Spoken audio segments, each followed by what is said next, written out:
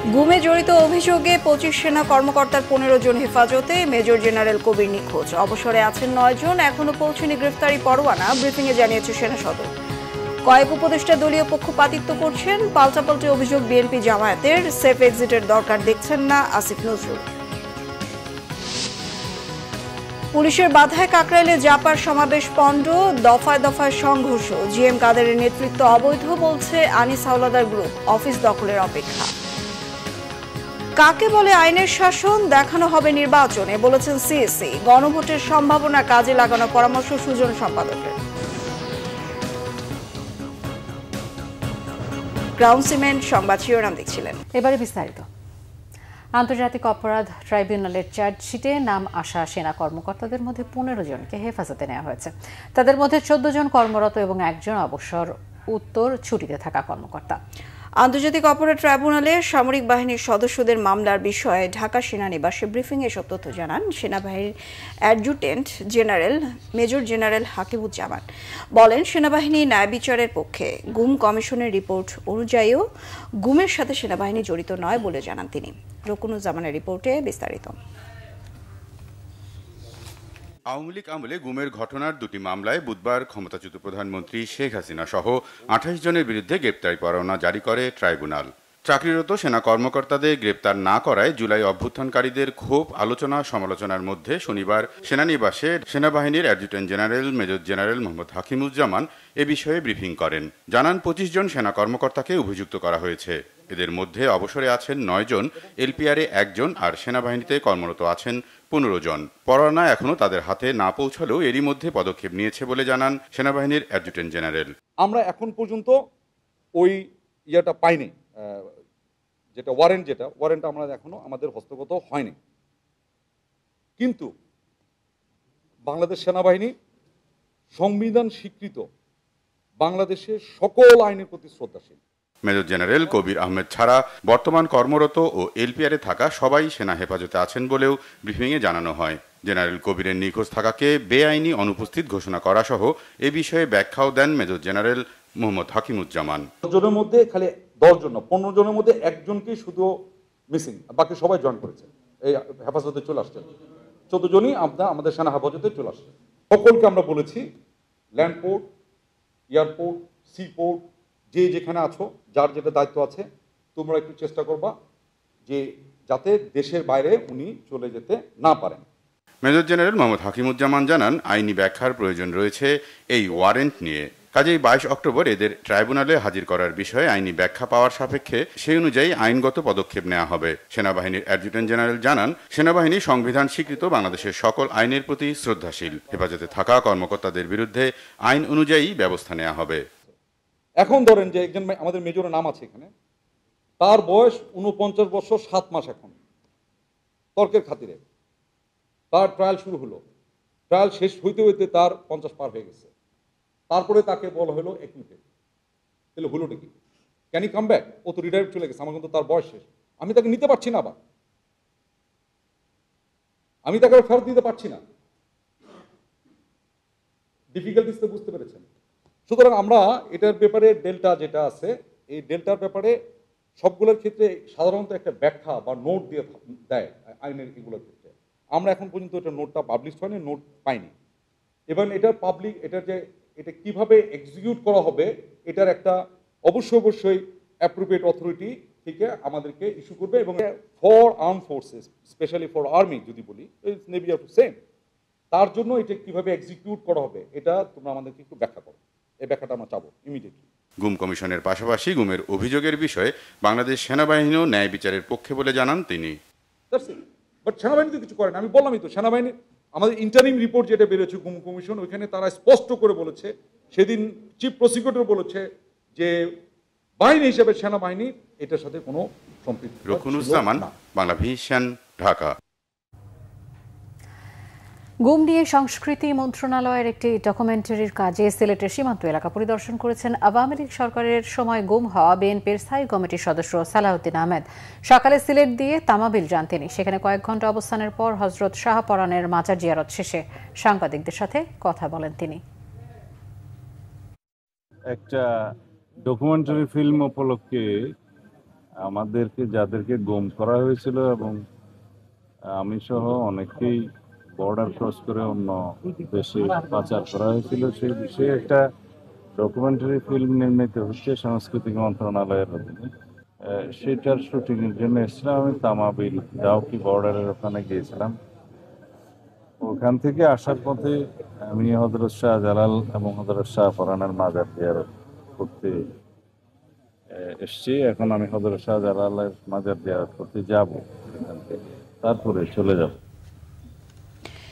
উপদেষ্টাদের কেউ কেউ কোনো দলের পক্ষে কাজ করছেন এমন অভিযোগ করেছেন বিএনপি মহাসচিব মির্জা ফখরুল ইসলাম আলমগীর। এজন্য প্রধান উপদেষ্টাকে নিরপেক্ষতা নিশ্চিতের আহ্বান জানান তিনি। ভারতকে সতর্ক করে বিএনপি মহাসচিবের আহ্বান, বাংলাদেশের অভ্যন্তরীণ রাজনৈতিক বিষয়ে যেন হস্তক্ষেপ না করা হয়। গাজীপুরের কাপাসিয়া বিএনপি আয়োজিত স্মরণ সভায় এসব কথা বলেন মির্জা ফখরুল। মিরাজ হোসেন গাজীর রিপোর্ট, ক্যামেরায় ছিলেন পলাশ তালুকদার। গাজীপুরের কাপাসিয়া হাই স্কুল মাঠে দলের স্থায়ী কমিটির সাবেক সদস্য আসম হান্নান শাহর নবম মৃত্যুবার্ষিকীর স্মরণ সভায় বিএনপি মহাসচিব মঞ্চে ওঠেন শাহ রিয়াজুল হান্নানকে সঙ্গে নিয়ে। বাবার নির্বাচনী এলাকায় ছেলে রিয়াজুল হান্নানকে ধানের শীষের আগামীর সম্ভাব্য কাণ্ডারি হিসেবে পরিচয় করিয়ে দেন বিএনপি মহাসচিব। বিএনপি নেতা প্রয়াত ব্রিগেডিয়ার জেনারেল আসম হান্নান শাহর রাজনৈতিক জীবনের ত্যাগ ও সংগ্রামের কথা স্মরণ করেন বক্তারা। বিশেষ করে ১/১১ তত্ত্বাবধায়ক সরকারের সময় বিএনপি ও জিয়া পরিবারের পক্ষে হান্নান শাহর সাহসী ভূমিকা চিরস্মরণীয় হয়ে থাকবে। তার স্বপ্ন ছিল ঐক্যবদ্ধ কাপাসিয়া। আসুন আমরা ঐক্যবদ্ধ কাপাসিয়া গড়ে তুলি। বিএনপি মহাসচিব মির্জা ফখরুল ইসলাম আলমগীর বলেন, আসম ও হান্নান শাহর সাহসিকতা ও স্বচ্ছ রাজনীতি অনুসরণ করতে হবে তরুণ প্রজন্মকে। তিনি বলেন, সমাজের প্রতিটি মানুষকে আজ নিজ নিজ অবস্থান থেকে দেশের জন্য, গণতন্ত্রের জন্য ভূমিকা রাখতে হবে। এ সময় মির্জা ফখরুল বলেন, অন্তর্বর্তীকালীন সরকারকে অবশ্যই নিরপেক্ষ থেকে নির্বাচনের দিকে এগিয়ে যেতে হবে। খুব পরিষ্কার করে বলে দিতে চাই এই সরকারকে, এই অন্তর্বর্তী সরকারকে, যে আপনি শতভাগ নিরপেক্ষ থাকবেন। আপনার উপদেষ্টা মণ্ডলীর সদস্যদের মধ্যে কেউ কেউ কোনো দলের জন্য পক্ষপাতিত্ব করছেন বলে বিভিন্ন জায়গায় অভিযোগ আসছে। আমরা এটা শুনতে চাই না, বাংলাদেশের মানুষ এটা শুনতে চায় না। বাংলাদেশের মানুষ সম্পূর্ণ নিরপেক্ষতা চায় এবং নিরপেক্ষ নির্বাচন চায়। বিএনপি মহাসচিব বলেন, জিয়াউর রহমানই রাষ্ট্র সংস্কার শুরু করেছিলেন। সংস্কারের জন্মই তো বিএনপির হাতে, কিন্তু সামাজিক যোগাযোগ মাধ্যমে বিএনপির বিরুদ্ধে পরিকল্পিতভাবে অপপ্রচার চালানো হচ্ছে। এ সময় তিনি প্রতিবেশী দেশ ভারতকে বাংলাদেশ বিষয়ে হস্তক্ষেপ না করার আহ্বান জানান। আরে বিএনপি তো সংস্কারের জন্মদাতা। এই সংস্কারের মধ্যে দিয়ে বিএনপির জন্ম হয়েছে। আমাদের নেতা শহীদ প্রেসিডেন্ট জিয়াউর রহমান, তিনি প্রথম একদলীয় শাসন ব্যবস্থা থেকে বহুদলীয় গণতন্ত্র নিয়ে আসলেন। এরপরে সংবাদ মাধ্যমকে তিনি মুক্ত করে দিয়েছিলেন। ভারত সবসময় চেষ্টা করেছে বাংলাদেশের মানুষকে কি করে বিপদে ফেলবে তার ব্যবস্থা করে। পানির হিস্সা আমাদের দেয় নাই, তিস্তার হিস্সা পায় নাই, ফারাক্কার ন্যায্য হিস্সা পায় নাই, কোন নদীর ন্যায্য হিস্সা আমরা এখন পর্যন্ত পাই নাই। আমাদের নির্বাচনগুলোতে অতীতে হস্তক্ষেপ করেছে, বিগত নির্বাচনগুলোতে তারা হস্তক্ষেপ করেছে। তাই আমাদের খুব পরিষ্কার কথা, বন্ধুত্ব আমরা চাই, কি সেই বন্ধুত্ব হতে হবে সমান মর্যাদা নিয়ে এবং আমাদের আভ্যন্তরীণ বিষয়কে হস্তক্ষেপ না করে।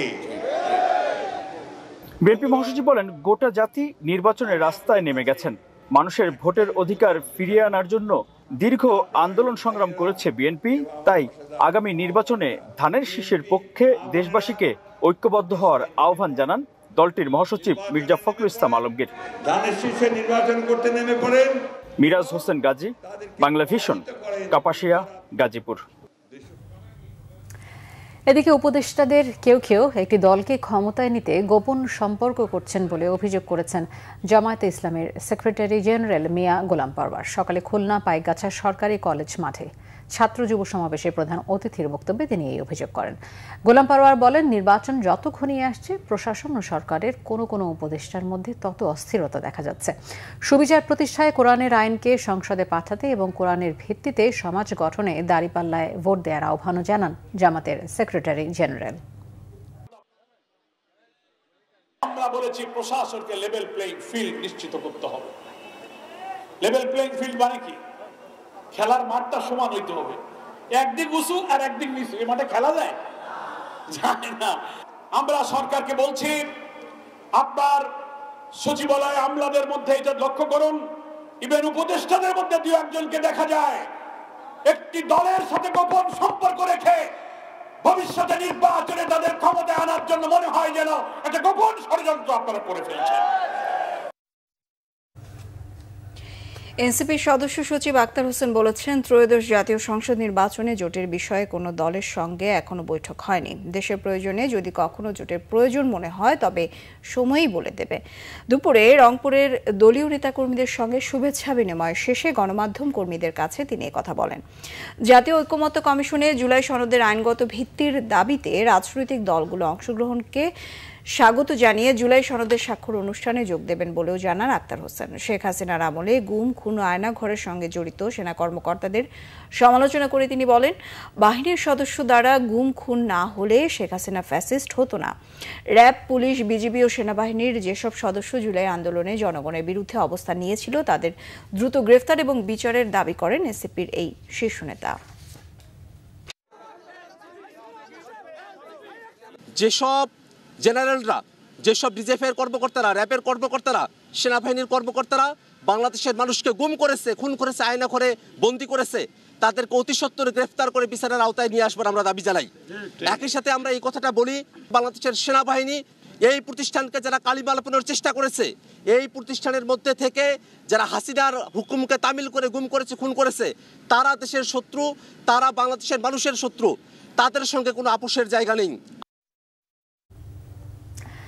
এদিকে জাতীয় নাগরিক পার্টির উত্তরাঞ্চলের মুখ্য সংগঠক সার্জিস আলম বলেছেন, বাংলাদেশ সেনাবাহিনীকে বিশ্বস্ততার জায়গায়, জনগণের আস্থার জায়গায় দেখতে চান তারা। গুম ও বিচার বহির্ভূত হত্যার সাথে জড়িতদের গ্রেফতার করে শাস্তির আওতায় আনতে হবে।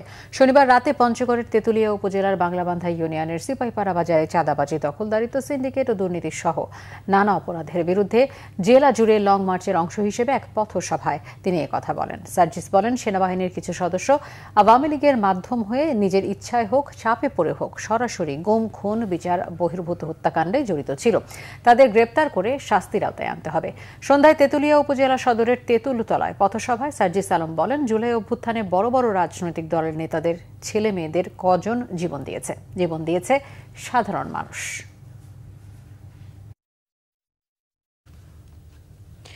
উপদেষ্টাদের সেফ এক্সিটের পরিকল্পনা নেই, বরং দেশকে অপশাসনের দুষ্টু চক্র থেকে সেফ এক্সিট দিতে চায় অন্তর্বর্তী সরকার, বলেছেন আইন উপদেষ্টা ডক্টর আসিফ নজরুল। এদিকে জাতীয় মানবাধিকার কমিশন গবেষণাধর্মী প্রতিষ্ঠানে পরিণত হতে পারে, খসড়া অধ্যাদেশ পর্যালোচনা করে মন্তব্য দেশের প্রধান আইন কর্মকর্তার। নাবিল জাহাঙ্গীরের রিপোর্ট। জাতীয় মানবাধিকার কমিশন অধ্যাদেশ 2025-এর খসড়ার ওপর মতামত নিতে শনিবার রাজধানীর একটি হোটেলে পরামর্শ সভার আয়োজন করে আইন মন্ত্রণালয়। খসড়া প্রস্তাব বিশ্লেষণ করে দেশের প্রধান আইন কর্মকর্তা বলেন, এতে মানবাধিকার লঙ্ঘন রোধে কার্যকর ব্যবস্থা নেওয়ার ক্ষমতা দেওয়া হয়নি কমিশনকে। জাতীয় মানবাধিকার কমিশন এই আইনের আওতায় একটি গবেষণাধর্মী প্রতিষ্ঠান হিসাবে আবির্ভূত হয়েছে। অ্যাকশন নেওয়ার জন্য যে মেকানিজমগুলো আছে, সেই মেকানিজমগুলো প্রোঅ্যাক্টিভ রোল প্লে করার জন্য ডাইরেক্টলি মামলা করতে পারবেন, সেই ধরনের কোনো পদক্ষেপ নেওয়ার কোনো বিধানই আইনে রাখা হয়নি। খসড়া অধ্যাদেশটির বিভিন্ন দুর্বলতা তুলে ধরেন পরিবেশ উপদেষ্টা রিজওয়ানা হাসান। গণপূর্ত উপদেষ্টা আদিলুর রহমান খান বলেন, মানবাধিকার কমিশনকে আওয়ামী লীগ রাজনৈতিক উদ্দেশ্যে ব্যবহার করেছিল, সেই দুষ্টু চক্র ভাঙতে কাজ করছে সরকার। যে উদ্যোগ নেওয়া হয়েছে তাতে বাংলাদেশে একটা সত্যিকারের মানবাধিকার কমিশন গড়ে উঠবে। এশিয়ার বিভিন্ন দেশে মানবাধিকার কমিশন আছে, সবগুলি এফেক্টিভ হয় নাই। কিছু দেশে এফেক্টিভ হয়েছে, অন্য অনেক দেশে হয়নি। বাংলাদেশ তার মধ্যে ছিল সবচেয়ে নিম্নতম। The consequence of the recommendations of the commission Will it only be creating moral force? In a country like Bangladesh, creating moral force also cannot be underestimated. আইন উপদেষ্টা আসিফ নজরুল বলেন, উপদেষ্টারা সেফ এক্সিট চান না, বরং দুর্নীতি এবং অপশাসন থেকে দেশকে বের করে আনতে চায় অন্তর্বর্তী সরকার।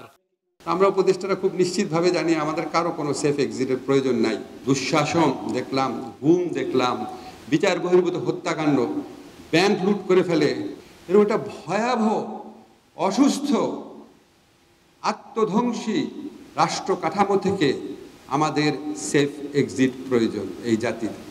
বক্তারা বলেন, বিভিন্ন দুর্বলতা দূর করে জাতীয় মানবাধিকার কমিশনকে কার্যকর করতে পারলে নাগরিকের মর্যাদা সুরক্ষিত থাকবে। নাবিল জাহাঙ্গীর, বাংলা ভিশন, ঢাকা। মুহুর্মুহু টিয়ারশেল আর সাউন্ড গ্রেনেড নিক্ষেপে পণ্ড হয়ে গেছে রাজধানীর কাকরাইলে জাতীয় পার্টির জিএম কাদের অংশের সমাবেশ। পুলিশের অভিযোগ, অনুমতি ছাড়া রাস্তা বন্ধ করে সমাবেশ না করতে বারবার অনুরোধ করার পরও তোয়াক্কা করেনি জাতীয় পার্টি।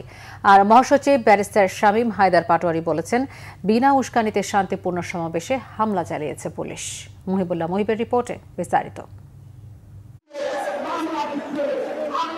পূর্ব অনুমতি না নিয়ে রাজধানীর কাকরাইলের জাতীয় পার্টির কেন্দ্রীয় কার্যালয়ে সমাবেশের আয়োজন করে দলটির জিএম কাদেরের অংশ। শুরু হয় পুলিশের অ্যাকশন, সাউন্ড গ্রেনেড, জলকামান আর টিয়ার শেলে অলিগলিতে আশ্রয় নেন দলটির নেতাকর্মীরা।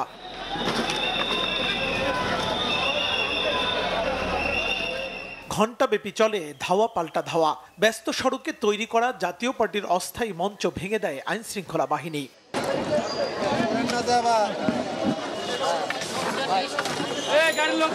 সম্পূর্ণ শান্তিপূর্ণ পার্টি অফিসের সামনে হঠাৎ করে আমরা দেখতে পারি, এর আগে অবশ্য আমাদেরকে পুলিশ বলেছিলেন প্রোগ্রামটা খুব শর্ট করতে, আমরাও শর্ট করছিলাম। তো আমি মনে করি সম্পূর্ণ অযাচিতভাবে, অন্যায়ভাবে আমাদের একটি শান্তিপূর্ণ সমাবেশ আজকে ভণ্ডুল করে দেওয়া হয়েছে। শান্তিপূর্ণ সমাবেশে পুলিশের এমন হামলার নিন্দা জানান দলটির নেতাকর্মীরা। মহাসচিব আর চেয়ারম্যান সাহেব বক্তব্য দিব, ওই মুহূর্তে পিছন দিক থেকে ককটেল বিস্ফোরণ করা শুরু করছে, পানি জলকামান দিয়ে পানি মারে। এরপরে এই জাতীয় পার্টির এই যত নেতাকর্মী আছে সবাইকে ছত্রভঙ্গ করে দেওয়া হয়েছে। তার উপরে যে সাউন্ড গ্রেনেড মারা হলো, পাথর নিক্ষেপ করা হলো, ড্যান মারা হলো, পানি নিক্ষেপ করা হলো, এগুলা কি ঠিক?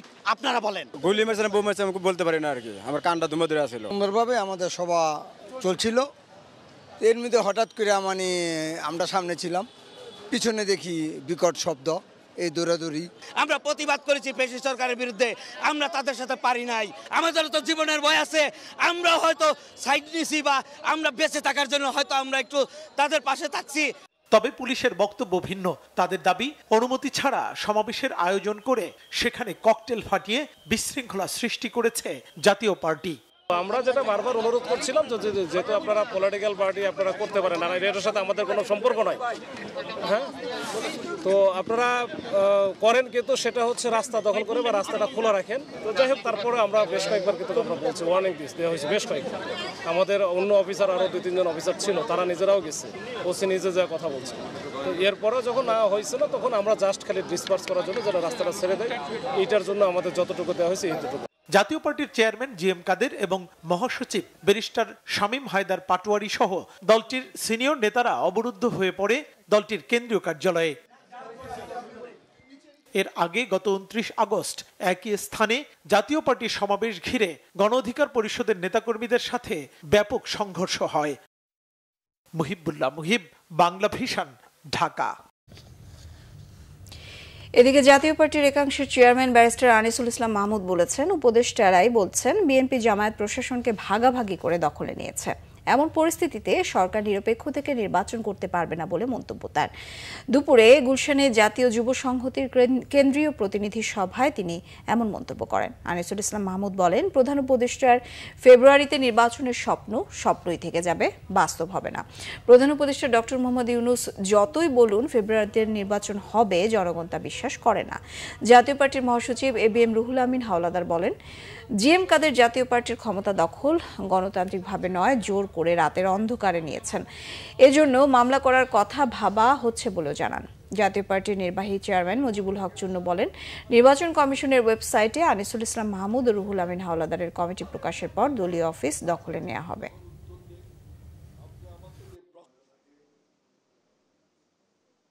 বর্তমান সরকার যদি একটি ফ্রি ফেয়ার এবং অন্তর্ভুক্তিমূলক নির্বাচন দিতে চায় তাহলে অবশ্যই জাতীয় পার্টিকে সে নির্বাচন করার সুযোগ দিতে হবে। যে বিপর্যয় হয়েছে কাদের সবের হাতে গিয়ে দল সেটাকে পুনরুদ্ধার করতে হবে এবং এখানে যেসব নেতৃবৃন্দ বসা আছে তার সামাজিক মর্যাদা রাজনৈতিক মর্যাদা এটা দেশের সকল মানুষ জানে। মানুষের কাছে যাওয়ার জন্য আমাদের কর্মীদেরকে তৈরি হতে হবে এবং ঐক্যবদ্ধ হতে হবে, যুব সংগঠন শক্তিশালী করতে হবে। তথ্য উপদেষ্টা 28 সেপ্টেম্বর গভর্নেন্সের উপর একটা সেমিনারে 5ই আগস্টের গণ অভ্যুত্থানের পর বিএনপি ও জামাত প্রশাসনকে নিজেদের মধ্যে ভাগাভাগি করে দিয়েছে। আপনারা বলেন নিরপেক্ষ সরকার, এর চেয়ে বড় প্রহসন আর কিছু হতে পারে না। এই ভাগাভাগি করা প্রশাসন নিয়ে আপনি একটি নিরপেক্ষ নির্বাচন দিবেন, এটা একটা ছোট্ট শিশু বিশ্বাস করবে। প্রধান নির্বাচন কমিশনার AMM নাসির উদ্দিন বলেছেন, জাতীয় সংসদ নির্বাচনে কোনো ভোট কেন্দ্রে সমস্যা বা অনিয়ম দেখা গেলে সাথে সাথে সেখানকার ভোট গ্রহণ বন্ধ করে দেওয়া হবে। সকালে চট্টগ্রাম আঞ্চলিক লোক প্রশাসন প্রশিক্ষণ কেন্দ্রে নির্বাচনী কর্মকর্তাদের এক কর্মশালায় তিনি এই নির্দেশনা দেন।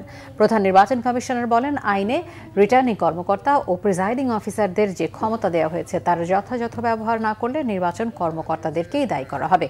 কোনো অবস্থাতেই কাউকে ছাড় দেওয়া হবে না বলে হুঁশিয়ার করেন তিনি। বলেন, এবারের নির্বাচনে আইনের শাসন কাকে বলে দেখাতে চায় ইসি।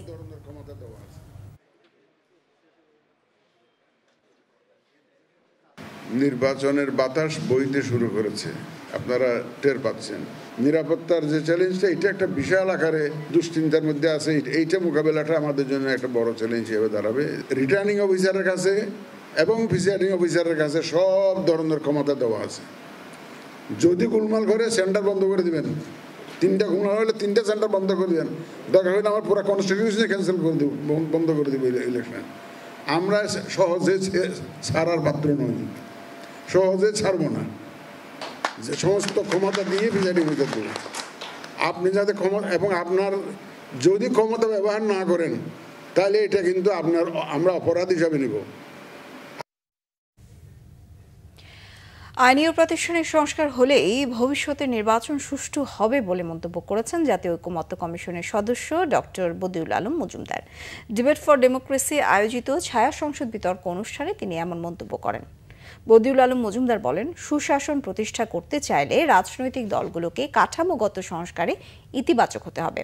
তিনি বলেন, যে গণভোটের সম্ভাবনা দেখা দিয়েছে সেটিকে কাজে লাগাতে হবে, গণভোটের পক্ষে ইতিবাচক মনোভাব তৈরি করতে হবে। আরও বলেন, শেখ হাসিনা যে স্বৈরাচারী কাঠামো তৈরি করেছে সেটা এখনও বিদ্যমান, তাই রাজনৈতিক সংস্কৃতি পরিবর্তন দরকার। ক্ষমতার পালাবদল যেন দুর্নীতির পালাবদল না হয় এমন মন্তব্য করে বদিউল আলম মজুমদার বলেন, ক্ষমতার সাথে দুর্নীতির জাদুর কাঠি আছে। গণভোট ও জাতীয় নির্বাচন একই দিনে হওয়ায় বিষয়টি সুরাহা হয়নি জানিয়ে তিনি বলেন, বিষয়টি হয়তো সরকারের হাতে দেয়া হবে। পিআরের পক্ষে গণভোটের দাবি অযৌক্তিক বলে মনে করেন বিএনপির স্থায়ী কমিটির সদস্য আমির খসরু মাহমুদ চৌধুরী। বর্তমান সংবিধানের অধীনেই গণতন্ত্র ফিরিয়ে আনার পক্ষে মত বিভিন্ন দলের নেতাদের, তবে পিআর পদ্ধতি নির্বাচন সহিংসতা ও টাকার খেলা কমাবে বলে ধারণা জামায়াত নেতাদের। বিস্তারিত মোবাশ্বের আহমেদের রিপোর্টে। পিআর পদ্ধতির নির্বাচন সমালোচনা ও দৃষ্টিভঙ্গি শীর্ষক এক সেমিনারের আয়োজন করে কসমস ফাউন্ডেশন ও United News of Bangladesh UNB. শনিবার সকালে সিদ্ধেশ্বরী কসমস সেন্টারে আয়োজিত এই সেমিনারে যোগ দিয়ে পিআর বিষয়ে নিজেদের মতামত তুলে ধরেন বিভিন্ন রাজনৈতিক দলের নেতারা। কিন্তু কখনো দিল্লির শাসনকেও পুরোপুরি মেনে নেয়নি। পিআর পদ্ধতির নির্বাচন কেন্দ্রিক সহিংসতা ও টাকার খেলা কমাবে বলে মনে করছে জামায়াতে ইসলাম। তবে পিআর পদ্ধতিতে জাতীয় নির্বাচন চেয়ে মূলত বিএনপিকে রাজনৈতিক চাপে রাখার চেষ্টা করা হচ্ছে বলেও মনে করেন কেউ কেউ।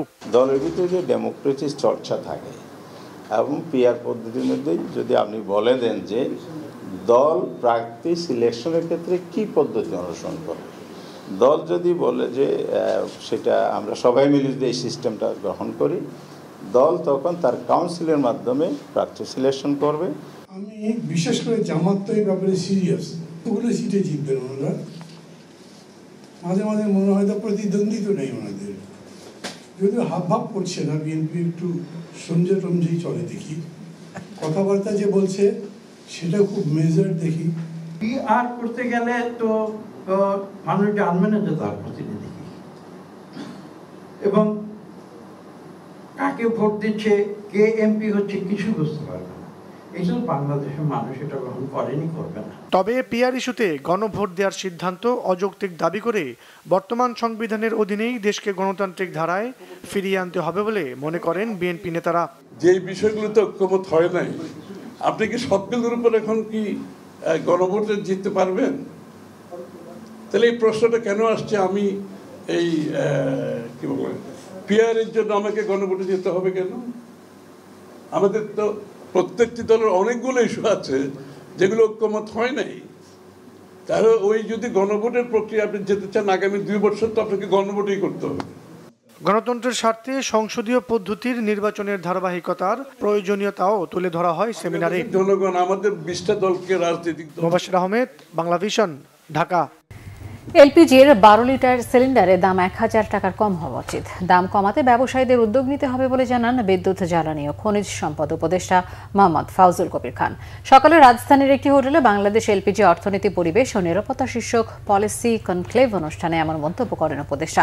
এ সময় তিনি বলেন, বিগত সরকারের গুটি কয়েক রাজনীতিবিদ ও তাদের সহযোগী মিলে গ্যাস সংকট তৈরি করেছেন। বিপুল অবৈধ সংযোগ দেওয়া সহ রূপসার মতো অনেক বিদ্যুৎ কেন্দ্র তৈরি করেছেন যেগুলোর প্রয়োজন ছিল না। অভ্যন্তরীণ উৎস থেকে গ্যাসের ঘাটতি মেটাতে বাপেক্সের জন্য নতুন রিগ করা হচ্ছে, তবে তার অগ্রগতি সন্তোষজনক না বলেও মন্তব্য করেন বিদ্যুৎ, জ্বালানি ও খনিজ উপদেষ্টা। অনুষ্ঠানে জ্বালানির ব্যবহার তদারকির পাশাপাশি সামাজিক সচেতনতা বৃদ্ধির ওপর গুরুত্ব দেন বিএনপির স্থায়ী কমিটির সদস্য ডক্টর আব্দুল মঈন খান।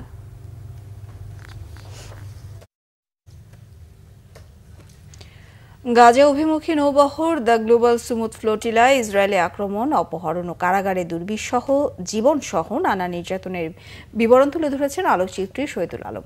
বিতর্কিত ভূমিকার জন্য আন্তর্জাতিক সম্প্রদায় গণমাধ্যমের সমালোচনা করেন তিনি।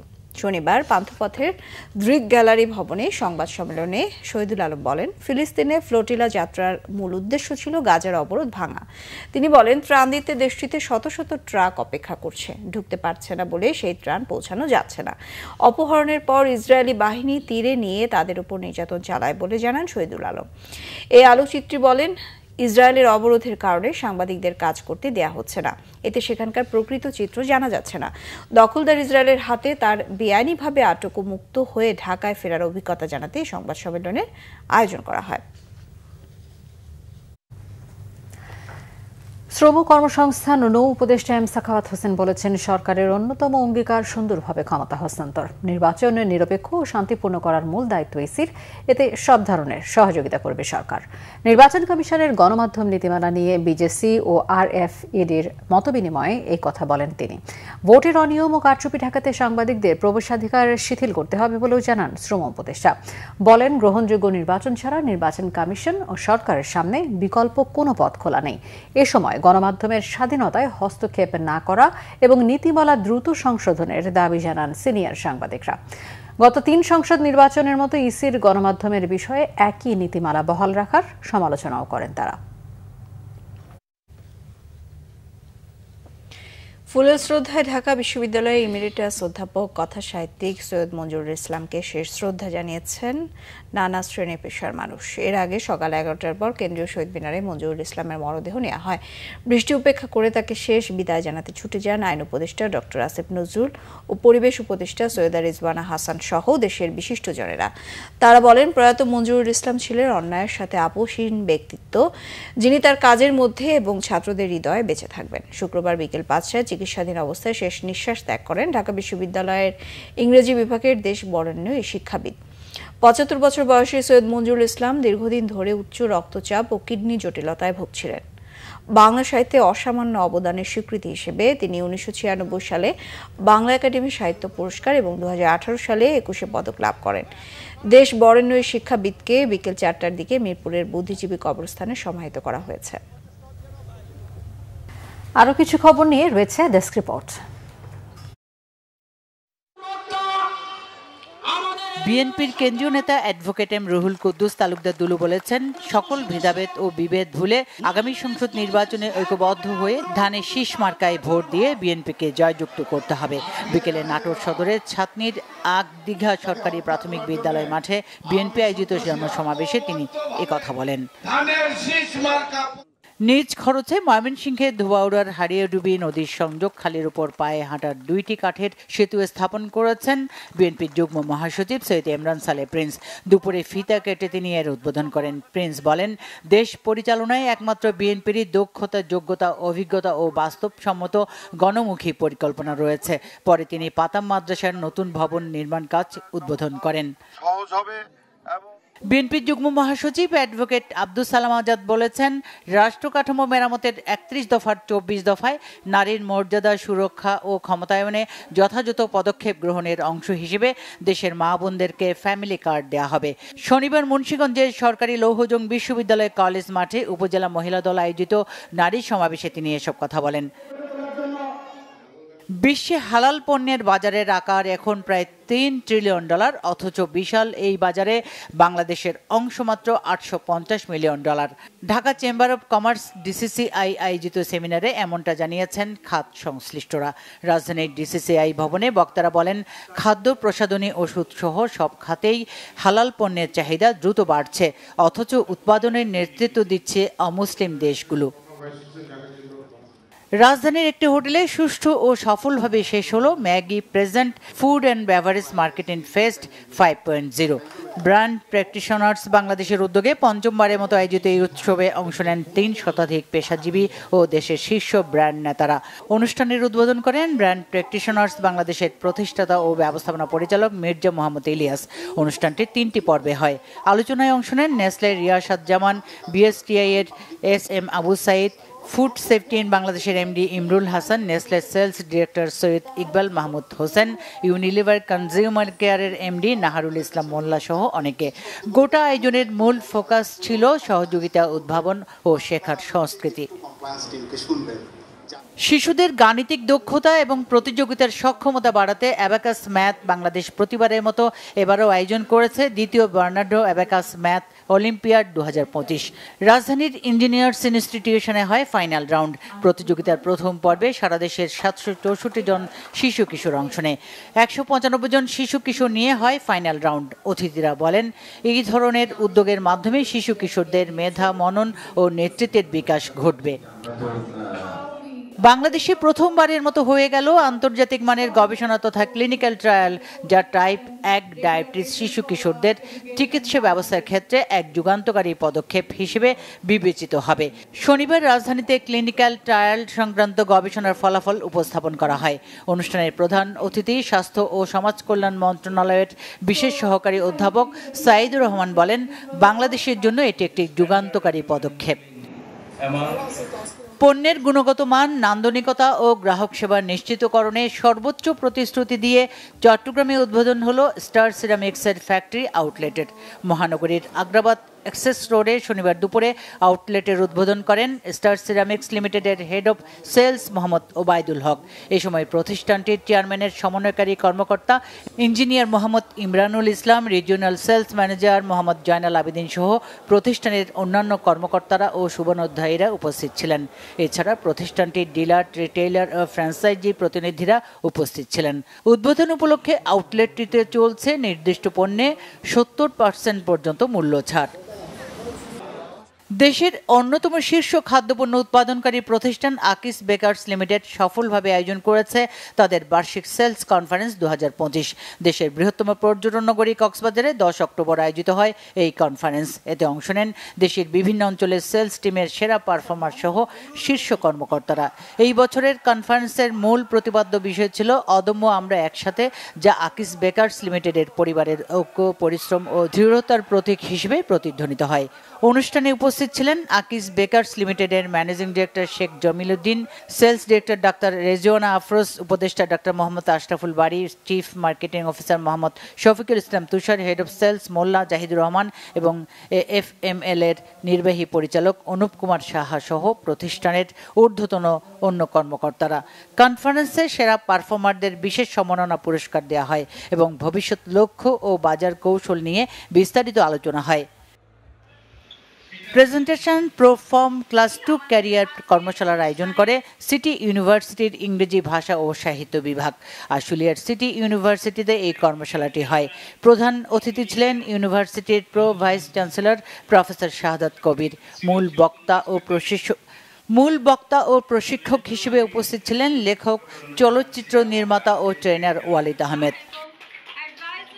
বুধবার শেষ হলো 8ম আনোয়ার ইস্পাত ও cement captain cup golf tournament. এতে 5টি ক্যাটাগরিতে 758 জন অ্যামেচার গলফার অংশ নেন।